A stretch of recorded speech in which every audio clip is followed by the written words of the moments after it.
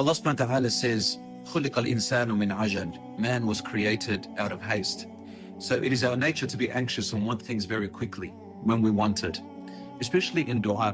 When we make dua to Allah subhanahu wa ta'ala, it's usually, for most people, at times when they really want something.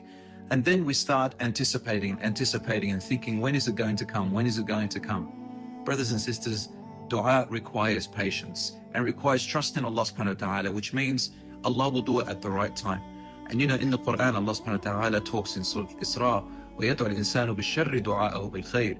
Man usually is hasty in their dua. While they're making dua, they could be asking for something which they don't know is actually bad for them. وَخُلِقَ الْإِنسَانُ عَجُولًا. And man was created in haste. There is a tradition about Adam alayhi salam, that when Allah created him and placed the soul into his body, it reached his stomach, he saw food, and then he wanted to get up to eat in haste, but his soul wasn't in his feet. So Allah subhanahu wa ta'ala says, man was created in haste. So when you make dua, when you want something, brothers and sisters, it's very important. Don't rush things too quickly.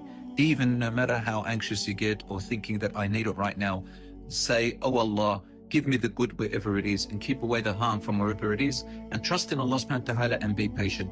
Things will work out by the will of Allah without a doubt.